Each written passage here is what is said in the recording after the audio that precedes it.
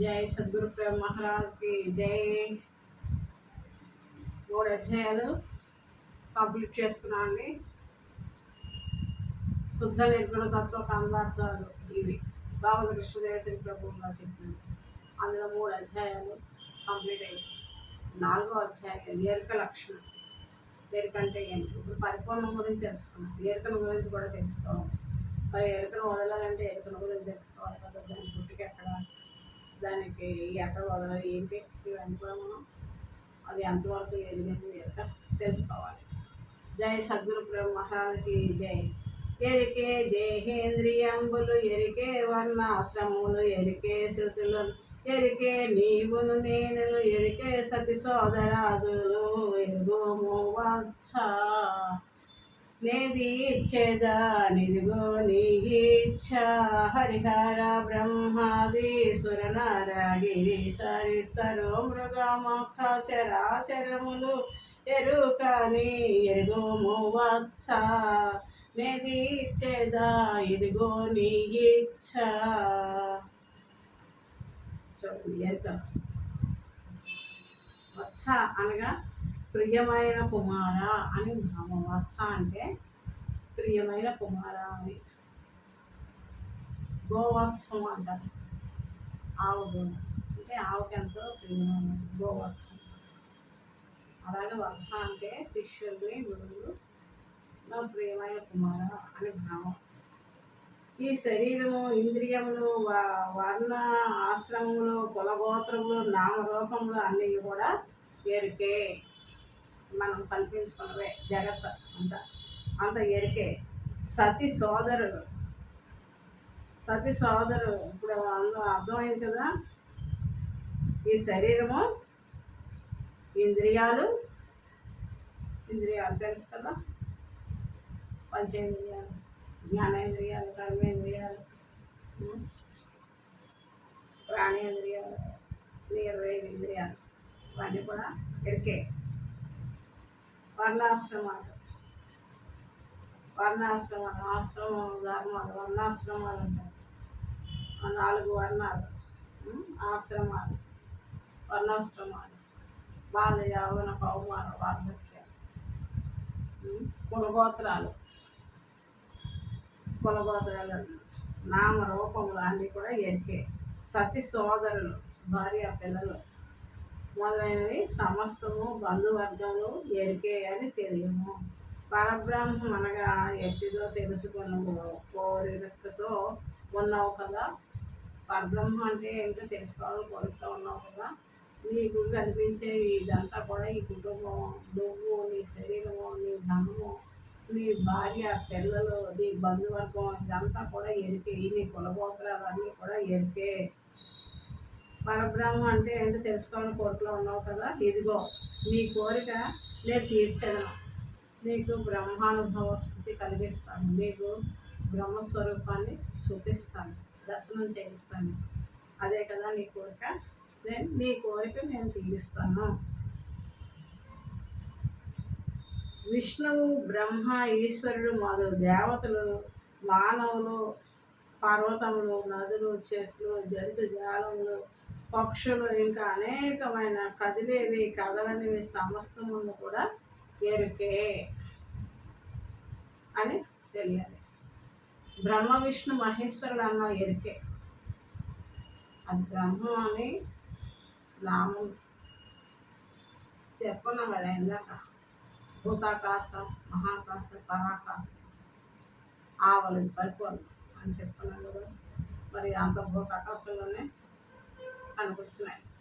మహాకాశంలో బ్రహ్మానుభవ స్థితికి వెళ్ళినా అది కూడా ఎరికే. అందుకే బ్రహ్మ, విష్ణు, మహేశ్వరుడు మొదలగు దేవతలు, మానవులు, పర్వతములు. మనం ఏదో హిమాలయాలకు వెళ్తే మొత్తం వచ్చేస్తుంది అనుకుంటాం.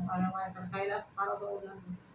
ఎక్కడికి వెళ్ళినా నీలో ఉన్న ఎరిగే జ్ఞానం వదిలేనప్పుడు నిచ్చిన స్థితికి ఎదిగి ఆహ్లాదమైన స్థితికి పొందితే కానీ నీకు మోక్షం ఉండదు. ఎక్కడికి వెళ్ళినా అంతా ఎరికే. ఈ పర్వతాలు అన్నీ కూడా నదులు, నదీ స్థానాలకు వెళ్తాం, తీర్థయాత్రలకు వెళ్తాం, అన్నీ కూడా ఎరిక చేస్తలే. అది పరిపూర్ణ పరబ్రహ్మం కాదు. చెట్లు, కొంతమంది మహావృక్షాలు పెంచుతాం, వేప చెట్టు దేవతని పూజ చేస్తాం, అన్నీ కూడా ఎరికే. జంతుజాలాలు, కొన్ని జంతువులను భగవంతుడి స్వరూపాలుగా పూజిస్తాం. పాములను పూజిస్తారు, చెట్లను పూజిస్తారు, మరి ఆంబోతుని ఆవుని అచ్చువేసి ఆంబోతుగా పూజిస్తారు. పక్షులు, ఇంకా ఎగిరే చరాచర జగత్తు, కదిలేవి కదలనివి అన్నీ కూడా ఎరికే అని తెలుసుకోవాలి.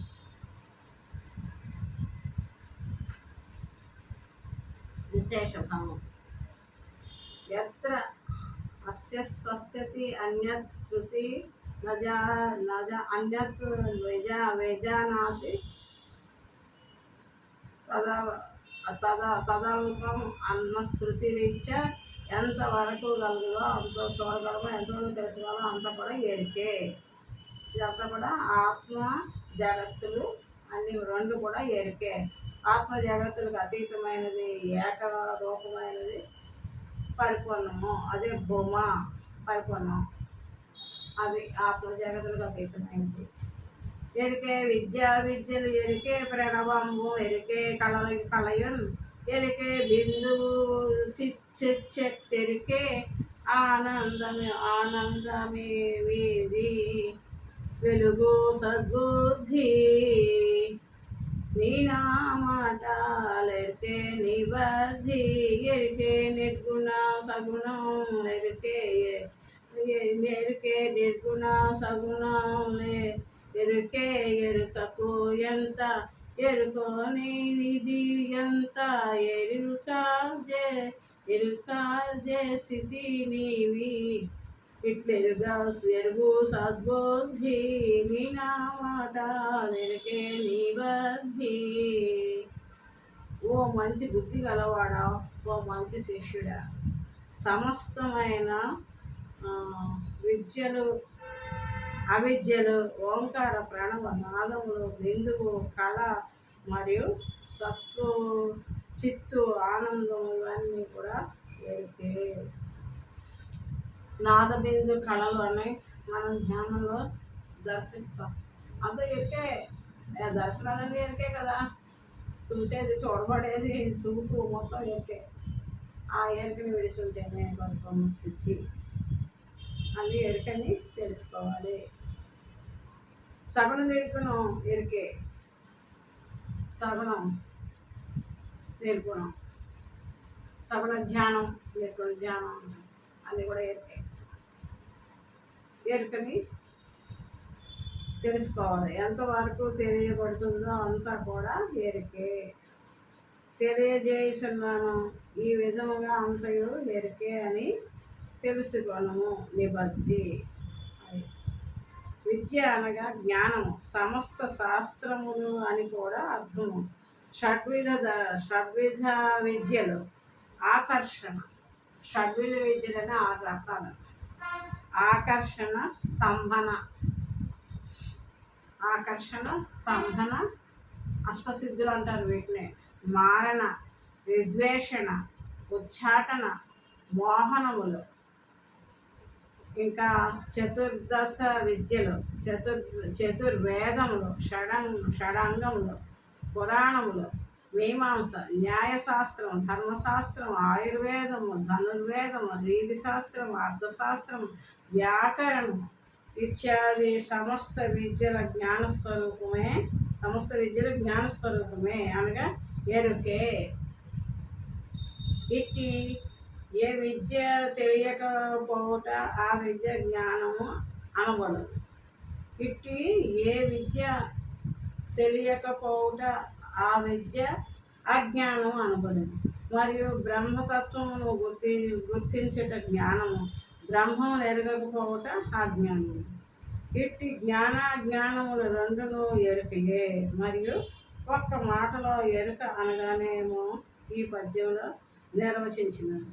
ఎరుకకు ఎంత ఎరుకోనేనది ఎంత ఎరుక చేసిది, ఎరుకకు ఎంత ఎరుకో నేనది ఎరుక చేసిది అనగా జ్ఞానము ఎంతవరకు తెలుసుకోగలమో లేక జ్ఞానం ఎంతవరకు తెలుసుకొనగలదో అది అంతయు జ్ఞానం యొక్క ప్రతిరూపమే అనగా జ్ఞానమే. కనుక నీవు ఎంతవరకు తెలుసుకోగలవో అది అంతయు ఎరికే. అందుకే శృతియును యతో వాచ నివర్తంతే అప్రాప్య మనసా సహా. నీ వాక్కు బుద్ధియు కూడా ఎంతవరకు గ్రహించినదో దానికి ఆవలగానున్నది పరబ్రహ్మము అన్నారు. కనుక బుద్ధికి అందరానిది,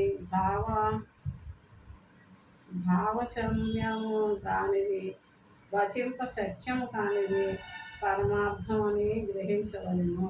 తెలియబడు సమస్తము తెలుసుకొనున్నది అంతకు ఎరికే నిబద్ధి అనగా నిజమును గ్రహించుగినవాడా అని సంబోధించింది. ఈ నిబద్ధిగా నిజము అనే అర్థము నిజమైనది పరమార్థము. అట్టి పరమార్థమును గ్రహించినది వాడు కనుక శిష్యుని నిబద్ధి అని సంబోధించారు. అది పరమార్థ తత్వాన్ని తెలుసుకోగలిగారు కాబట్టి నిబద్ధి అని అన్నారు. జయ సద్గురు బ్రహ్మ మహారాజ్. ఈ పద్యానికి 1-2 సార్లు మీరు బాగా విని మీరు ఆలోచించి అంతా తెలిసి తెలివి అంతా కూడా ఎరికే అని ఎరుక వివరణలో ఉంటేనే పరిపూర్ణ స్థితి అని గ్రహించగలరు. జయ సద్గురు బ్రహ్మ మహారాజ్. జయ అమ్మ శ్రీ జయ గురుదేవ.